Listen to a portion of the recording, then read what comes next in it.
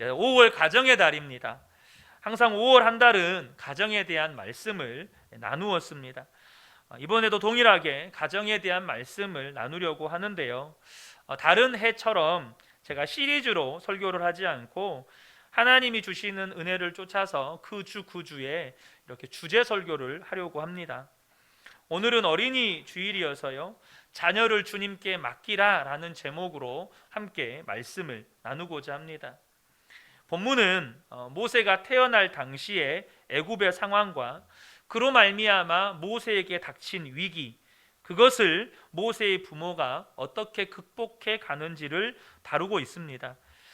모세가 태어날 당시의 애굽의 상황이 어떠했습니까? 출애굽기 1장 22절을 보면 바로가 그의 모든 백성에게 명령하여 이르되 아들이 태어나거든 너희는 그를 나일 강에 던지고 딸이거든 살려두라 하였더라.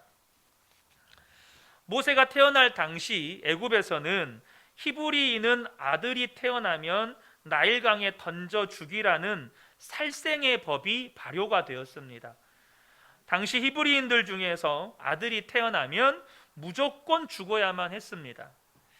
그런 상황에서 모세가 태어난 거예요. 이것을 영적으로 볼 때 이 시대의 자녀들을 둔 부모들이 처한 상황과 크게 다르지가 않습니다. 여러분, 마귀는요 끊임없이 저와 여러분의 자녀들을 우는 사자와 같이 삼키려고 이 시대의 세상 풍조, 그러니까 교육과 문화와 가치관을 무기로 휘두르고 있다는 사실을 저와 여러분이 아셔야 합니다. 우리 자녀들이 공교육을 받게 되면 거의 100% 무신론자가 될 수밖에 없는 그런 시스템 속에서 교육을 받습니다. 왜냐하면 우리 자녀들이 배우고 있는, 또 저희들이 그렇게 배웠죠. 우리들이 받고 있는 이 교육 시스템은 철저하게 하나님을 부정하고 하나님을 대적하는 무신론에 입각해서 이 교육 체계가 만들어졌기 때문이에요. 무엇보다도 문제는 마귀가 우리 자녀들에게 선이라고 하는 가면을 쓰고 또 다른 이름의 인권이라는 가면을 쓰고 접근한다는 사실이에요. 성경은 죄라고 말씀하시는 것들을 인권이라는 이름으로 동성애는 새로운 형태의 사랑이라고, 성소수자나 성전환자들을 제3의 새로운 형태의 성이라고, 동성결혼을 통해서 생긴 가정 역시 새로운 형태의 가정이라고 가르칩니다. 인권이라는 이름으로 우리 자녀들에게 청소년들도 얼마든지 성관계를 가질 수 있는 자유와 권리를 가진 존재라고 가르치고, 그래서 자녀들에게 건강하고 안전하게 즐길 수 있는 피임법을 가르칩니다. 이게 현재 교육의 실태입니다. 여러분, 근데요, 거기에 담겨져 있는 무서운 마귀의 함정이 무엇인 줄 아십니까? 그것은 하나님은 없다. 네 인생의 주인은 네 자신이다. 우리가 사는 이 세상만이 전부다. 다음 세상은 없다. 그래서 네 생각에 오르면, 네가 즐거우면 그것이 옳은 것이다.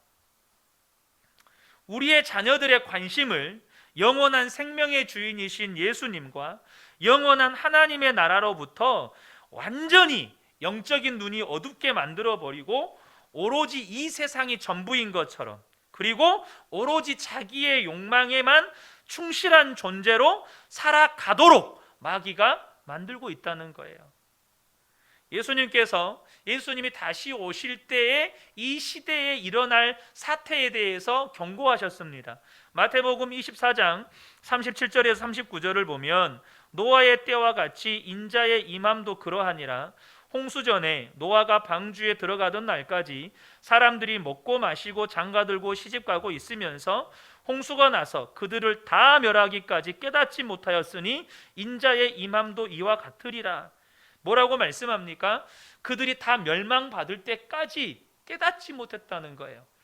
다 멸망받을 때까지 잘 먹고 잘 살고 시집장가 잘 가고 떵떵거리고 살고 성공하고 살면 그것이 최고다. 그것이 옳은 것이다. 다음 세상은 없다. 하나님도 없다. 네 인생 즐겨라. 그렇게 살았다는 거예요. 주님이 오셔서 멸망하실 때까지. 그런데 마귀의 함정이 거기에 있다는 겁니다.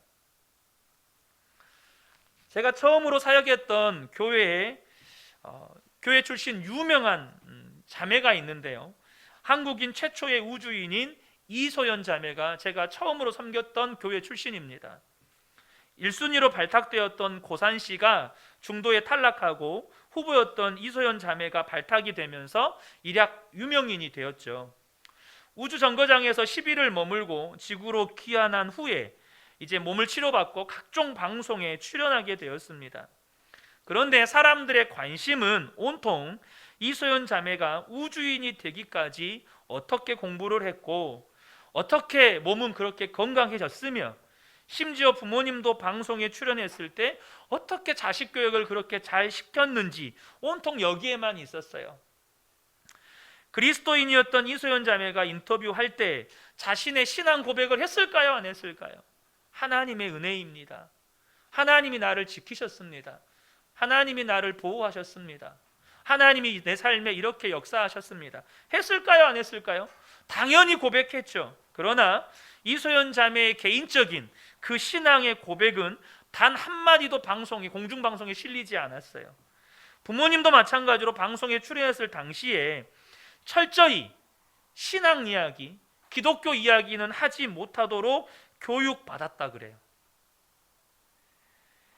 그럼 마귀는요, 그 이소연 자매와 그 부모님이 믿은 하나님, 그분들의 삶에 역사하신 하나님, 그 하나님께서 베푸신 놀라운 은혜들은 철저하게 베일에 감춰버리도록, 사람들이 듣지 못하도록 그렇게 만들어버리는 거예요.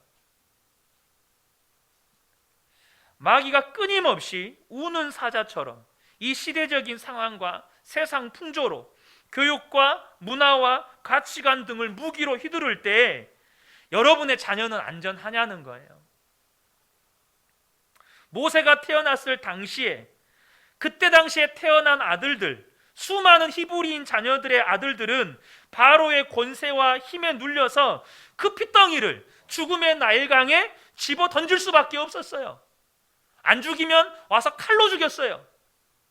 우리 자녀들이 뻔히 보이는 죽음의 길로 여러분 가게 할 건가요? 문제는 많은 부모들이 자녀가 죽음의 길로 가지 않도록 하는 방법을 모르는 데 있다는 거예요. 또한 알더라도 그 방법대로 안 살아요. 여러분, 모세의 부모는 하나님을 믿었어요. 어떻게든 이 아이를 살리려고 3개월 동안 숨기면서 키웠지만 더 이상 숨길 수 없는 상황에 처했을 때 모세의 부모가 진정한 믿음의 선택을 합니다. 오늘 본문의 3절인데요. 더 숨길 수 없게 되매 그를 위하여 갈대 상자를 가져다가 역청과 나무진을 칠하고 아기를 거기 담아 나일강가 갈대 사이에 두고.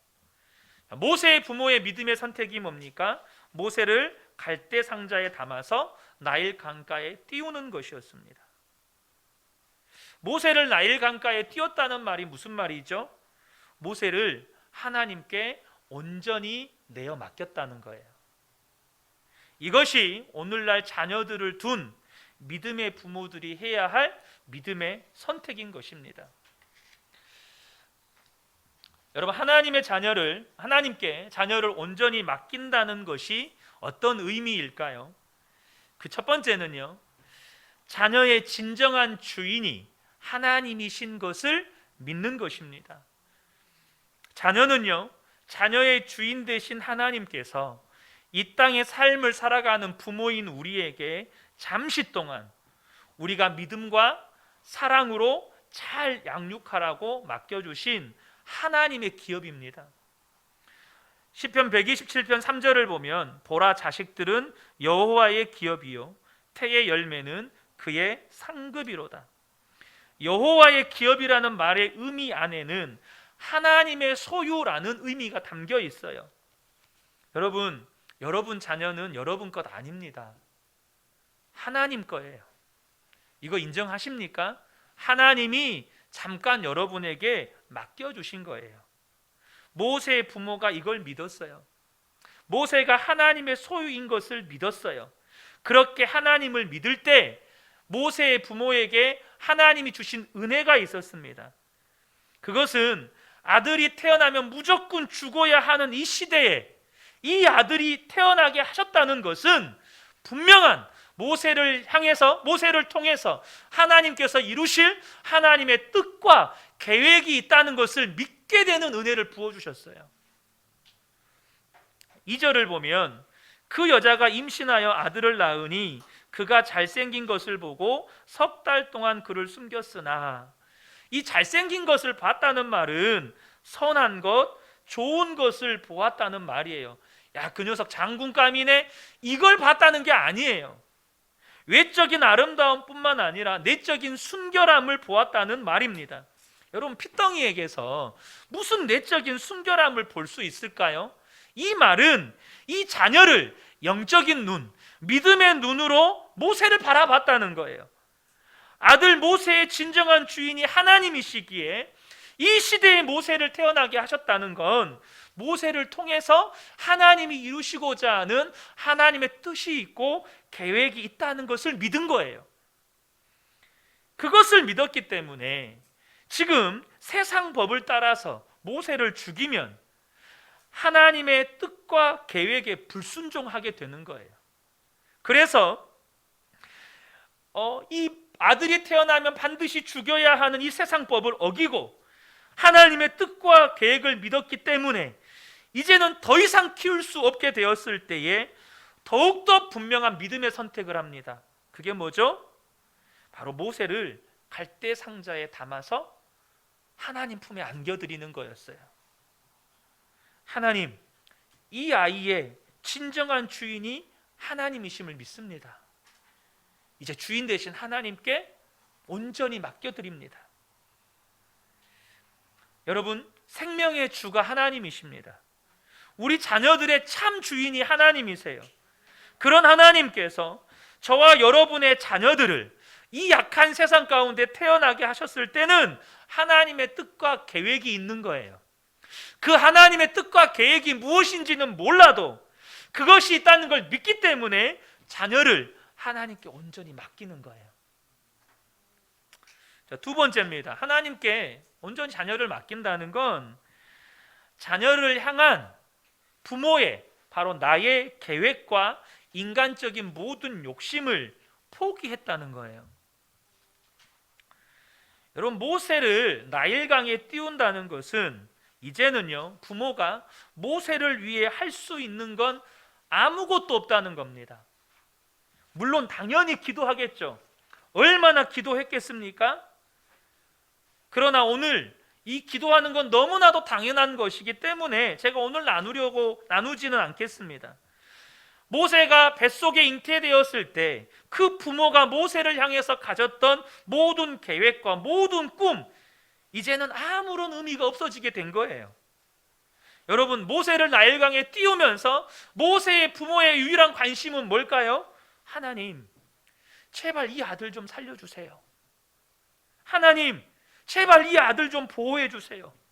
물이 침범하지 못하게 해주세요. 나일강에 악어가 해치지 못하게 해주세요. 하나님께서 이 아이를 인도하시고 보호하시고 책임져 주세요. 이거 외에는 할 것이 없는 거예요.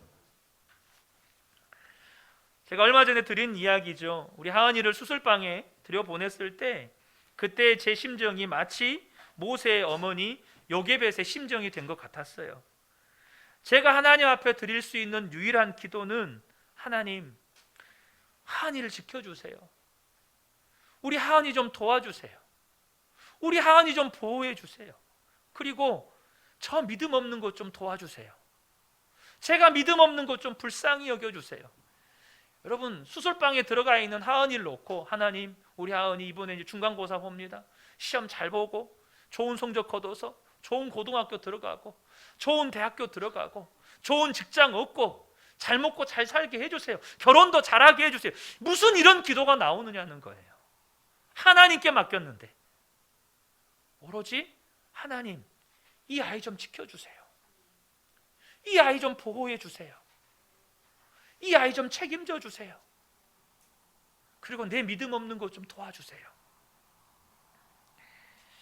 여러분, 거기에는요, 하은이를 향한 부모인 저의 인간적인 계획이나 나의 인간적인 욕심은 끼어들 여지가 없어요. 오직 하나님께 저희 딸을 맡겨드리는 것 외에는 할 수 있는 게 없는 거예요. 부모와 자녀 사이에 문제와 갈등을 일으키고 자녀를 불행하게 만드는 원인은 거의 100% 부모의 계획과 욕심에 있어요. 여러분, 이거 인정하셔야 돼요. 자녀를 불행하게 만들고 자녀를 고통스럽게 만드는 거의 100%의 책임은 부모의 욕심과 계획에 있다는 거예요. 이번에 우리 자녀들이 대부분 다 중고 대학생들까지 중간고사를 보았습니다. 저희 하은이가 둘째 날 시험이 어려웠는지 시험을 망쳤다고 저한테 전화가 왔어요. 아빠, 시험 망쳤어요.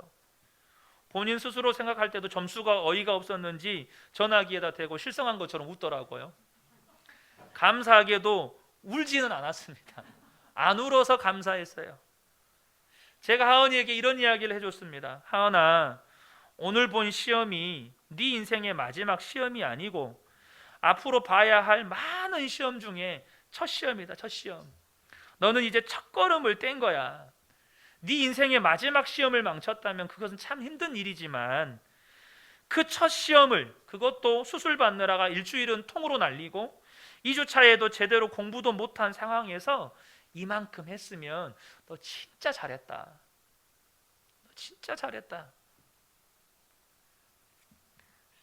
그런데 제가 우리 하은이를 통해서 들은 하은이 친구들의 이야기를 들을 때 이 아이들이 너무 불쌍한 거예요. 한 친구가 그날 역사 시험을 너무 못 봤어요.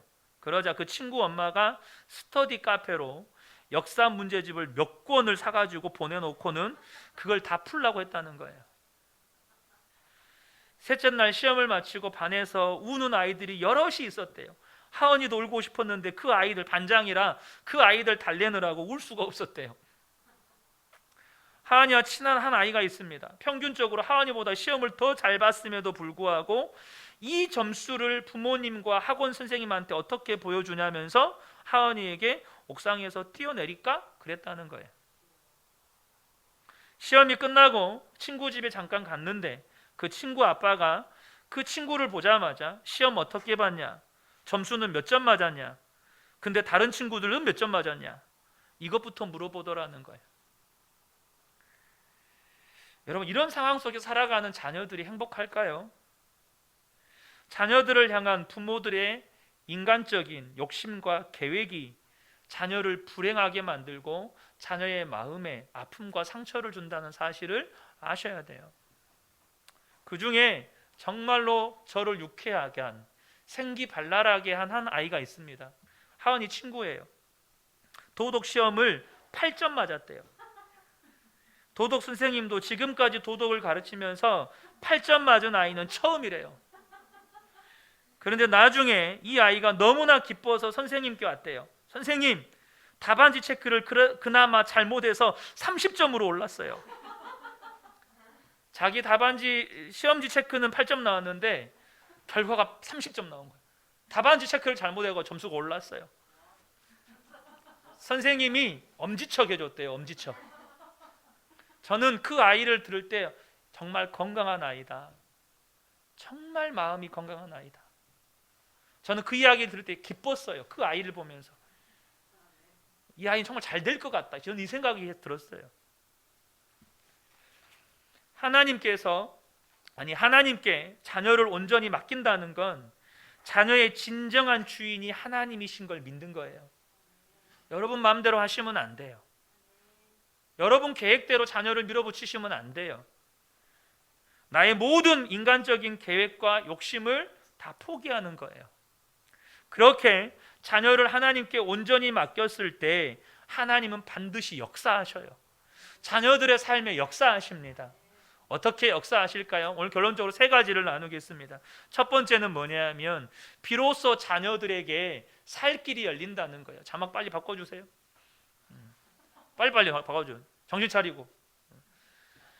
자녀를 하나님께 온전히 맡겼을 때 하나님이 자녀들의 삶에 역사하시는데 비로소 자녀들의 삶에 살 길이 열린다는 거예요. 5절과 6절을 보겠습니다. 바로의 딸이 목욕하러 나일강으로 내려오고 시녀들은 나일강 가를 거닐 때에 그가 갈대 사이에 상자를 보고 시녀를 보내어 가져다가 열고 그 아기를 보니 아기가 우는지라. 그가 불쌍히 여겨 이르되 이는 히브리 사람의 아기로다. 여러분, 모세의 부모가요, 모세를 끝까지 품 안에 자식으로 품고 있었다면 모세는 반드시 죽었어요.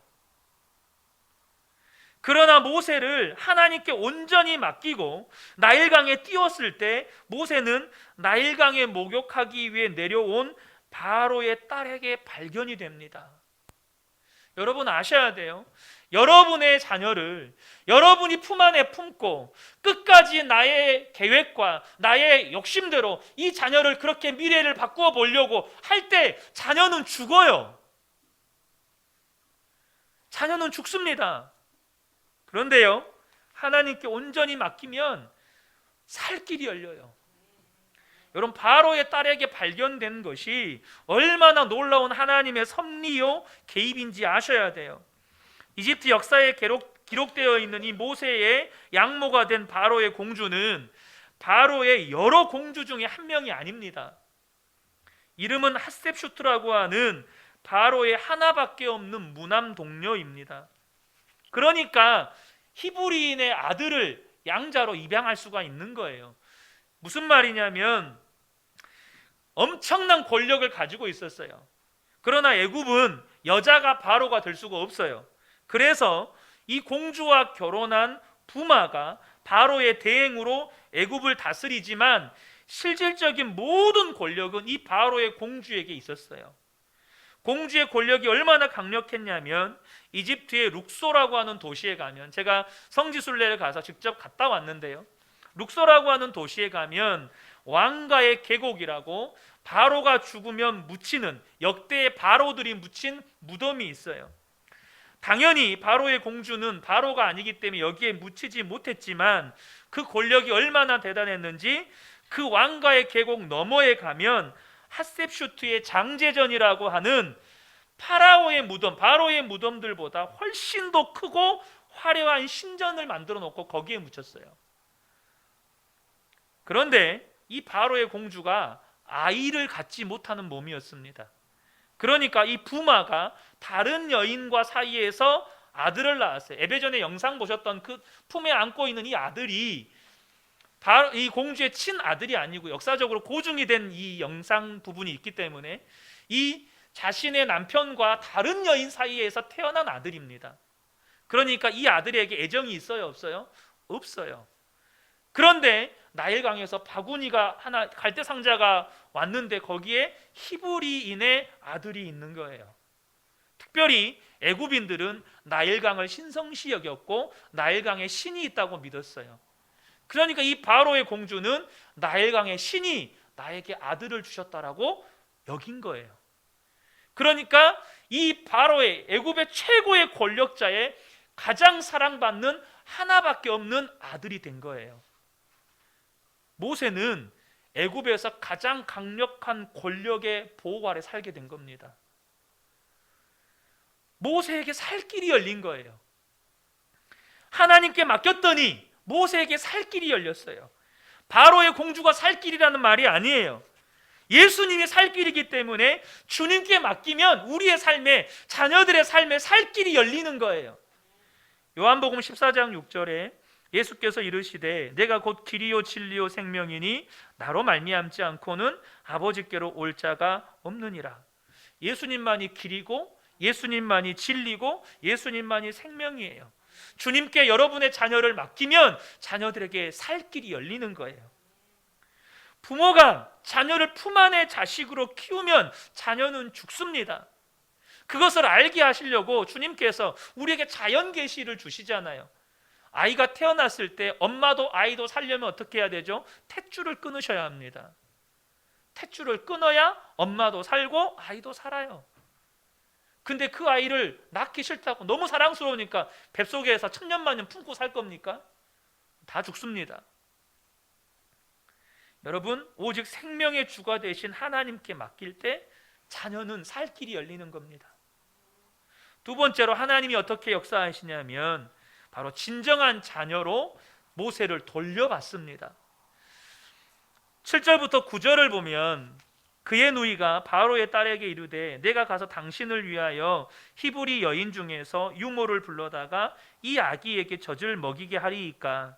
바로의 딸이 그에게 이르되 가라 하매 그 소녀가 가서 그 아기의 어머니를 불러오니 바로의 딸이 그에게 이르되 이 아기를 데려다가 나를 위하여 젖을 먹이라. 내가 그 삭슬 주리라. 여인이 아기를 데려다가 젖을 먹이더니. 여러분, 모세의 부모가 모세를 하나님께 온전히 내어 맡겼습니다. 그러니까 모세에게 살 길이 열렸어요. 그런데 그것만이 아니고 모세의 어머니가 모세의 유모로 들어가게 돼요. 하나님께 모세를 드렸더니 하나님께서 모세를 지켜주셨을 뿐만 아니라 그 어미의 품에 다시 돌려주신 거예요. 여러분, 자녀를 낳고 어머니가 되신 분들 가장 행복할 때가 언제입니까? 바로 아이가 젖을 먹고 있는 모습 아닌가요? 젖을 먹는 아이의 모습을 보면 그렇게 사랑스러울 수가 없습니다. 나중에 어느 정도 이 아이가 이제 엄마랑 눈을 맞추게 되고 엄마의 표정을 읽기 시작하면 아이가 젖을 먹다가 엄마와 눈을 마주치면 어떻게 합니까? 씩 웃습니다. 그러면 우리 엄마들은 모든 고단함이 떠나갈 것 같은 행복감을 느낍니다. 여러분, 모세의 어머니에게 어떻게 이런 일이 일어난 거죠? 어떻게 모세를 하나님 그냥 나일강에 그냥 띄웠어요. 하나님께 맡겨드렸어요. 그러니까 모세가 다시 자기 품으로 돌아와요. 이걸 영적으로 보셔야 돼요. 우리가 자녀를 키우다 보면 이런 말을 듣습니다. 자식이 아니라 왼수다, 왼수. 여러분, 다 그런 말들 듣거나 또 그런 심정이거나 그러죠? 여러분, 왜 자식이 원수가 되죠? 자녀를 하나님께 온전히 드리지 않았기 때문이에요. 여전히 자녀를 내 뜻과 내 계획대로 하고 싶은데 안 되니까 갈등이 일어나고 싸움이 일어나고 자녀하고 원수처럼 지내는 겁니다. 하나님께서 아브라함에게 100세에 주신 독자 이삭을 그것도 16년을 바람 불면 날아갈까 애지중지 키웠어요. 근데 그 아들 바치라는 거예요. 아브라함이 아들과 함께 모리아 산으로 3일 길을 갈 때 머릿속에서는 오만 생각이 다 드는 겁니다. 그러나 아브라함이 어떠한 주저함도 없이 독자 이삭을 하나님께 바칩니다. 그 말은 아들 이삭의 삶과 죽음까지도 온전히 맡겼다는 거예요. 아들의 삶과 죽음까지 하나님께 내어 맡긴 거예요. 아브라함 이삭을 하나님께 온전히 드렸을 때 성경은 아브라함이 이삭을 죽은 자 가운데서 도로 받은 것이라고 말씀해요. 히브리서 11장 19절이죠. 그가 하나님이 능히 이삭을 죽은 자 가운데서 다시 살리실 줄로 생각한지라 비유컨대 그를 죽은 자 가운데서 도로 받은 것이니라. 여러분의 자녀가 하나님 거잖아요. 하나님께 드려야 진정한 자녀로 받을 수 있어요. 하나님께 드리지 않고 여전히 자녀를 향한 나의 계획과 욕심으로 이 자녀를 끝없이 푸시하고 그렇게 만들어 가려고 할 때 자녀는 내 자녀가 되지 않아요. 오히려 원수처럼 되는 거예요. 세 번째로 하나님께서 어떻게 역사하시냐면 하나님이 자녀를 책임지신다는 거예요. 10절을 보겠습니다. 그 아기가 자라매 바로의 딸에게로 데려가니 그가 그의 아들이 되니라. 그가 그의 이름을 모세라 하여 이는 내가 그를 물에서 건져내었음이라 하였더라. 자, 모세의 어머니가 이제 모세를 젖을 먹이고 젖을 떼고 바로의 딸에게 갖다 줍니다. 공주에게 갖다 줘요. 그러니까 모세가 모세의 어머니로부터 길림을 받은 시간, 어머니와 함께한 시간은 몇 년이 안 돼요. 히브리인의 전통적으로 보면 대부분 3살에서 4살에 젖을 뗀다고 합니다. 그러니까 모세가 엄마와 실제적으로 함께 생활한 시간은 3년 내외예요. 그리고 그 이후에 모세는 40살까지 애굽의 왕자로 삽니다. 그러니까 모세는 겨우 3년 정도, 이 3년의 시간 동안 엄마의 손에서 길러지고 신앙 교육을 받아요. 모세 엄마가 배우면 얼마나 많이 배우고 또 가르치면 얼마나 잘 가르쳤겠어요? 뭐 3살, 커도 3살이니까, 3살, 4살이니까 엄마가 말을 하면 제대로 알아먹기나 합니까? 고작 하는 것이 아들을 품에 안고 하나님께 기도하고, 아들은 알아듣지도 못하는 말로 모세야, 너는 하나님의 자녀야. 하나님의 사랑받는 자녀야. 하나님이 너의 인생을 인도하실 거야. 하나님이 널 지켜주실 거야. 이런 말들 아니겠어요? 모세가 알아먹을까요? 그냥 듣고 있는 거예요, 모세는. 그리고 남은 37년을 세계 최고의 강대국에서 최고의 석학들과 최고의 전문가들 밑에서 최고의 세상 교육을 받습니다. 그것도 애굽의 바로가 되기 위한 제왕 교육을 받아요. 여러분 한번 보세요. 그러면 37년 동안 세상 교육을 받은 모세, 잠깐의 3년 동안, 그것도 알아듣지도 못하는 말로 어머니 밑에서 3년 동안 받은 신앙 교육, 딱 우리 애들 처지 아닙니까? 일주일에 한 번, 그것도 내 졸다 가잖아 우리 애들. 하나님이 너희들을 사랑하신다, 하나님이 누구예요? 막 이러고 있잖아요. 일주일에 한 번 나와서 겨우 예배 드리는 우리 아이들. 근데 여러분 보세요. 그렇게 37년 동안 세상 교육 받았으면 당연히 최고의 석학들과 전문가 밑에서 최고의 세상 교육을 받았으니까 애굽의 최고의 지도자, 최고의 권력자 반열에 올라서 세상에서 인기와 명성과 권력을 누리면서 세상에 속한 사람이 되어야 되지 않을까요? 그런데요, 모세는 이스라엘 민족을 가나안 땅으로 인도하는 위대한 하나님의 사람으로 쓰임받아요. 어머니 밑에서 배운 3년의 신앙교육이 최고의 전문가들 밑에서 배우는 37년의 세상 교육을 이겨버렸어요. 무슨 일이 일어난 거죠? 엄마가 탁월해서입니까? 모세의 어머니가 최고의 전문가여서 그런가요? 아니요. 모세를 하나님께 온전히 맡겨버리니까 하나님이 모세를 책임져 주신 거예요. 부모가 아무리 탁월해도요, 우리 자녀들이 살아가는 이 세상 속에 부모보다 탁월한 세상 가치관을 가지고 우리 자녀들을 가르치는 전문가들이 널리고 널렸어요. 부모가 아무리 내 자식을 품 안의 자식으로 보호하려고 해도 세상에 다 잡아먹힙니다. 여러분 아셔야 돼요. 이거 아셔야 돼요. 그러나 하나님께 온전히 맡기면 하나님이 그 자녀를 책임지십니다. 성경에는 또 다른 하나님께 맡겨진 인물이 있습니다. 그 사람은 바로 사무엘입니다. 하나님의 은혜로 주신, 넣어도 눈에 넣어도 아프지 않은 생명보다 귀한 아들 사무엘, 하나밖에 없는 아들 사무엘, 그 아들이 젖을 떼자 한나는 사무엘을 하나님께 드립니다. 사무엘상 1장 28절입니다.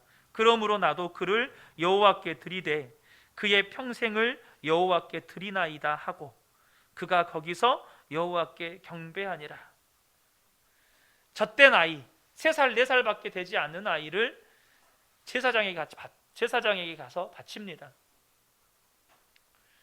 여러분의 자녀들 다 신학대학교 보내란 말 아닙니다. 선교사 시키라는 말 아니에요. 하나님께 여러분이 믿음으로 드리시라는 거예요. 이 자녀는 하나님 겁니다. 이 자녀를 향한 내 욕심과 내 계획 내려놓겠습니다. 그러니 주님이 책임져 주세요. 그러니 주님이 인도해 주세요. 그러니 주님이 보호해 주세요. 이 한나가 나도 그를 여호와께 드리되 그의 평생을 여호와께 드립니다.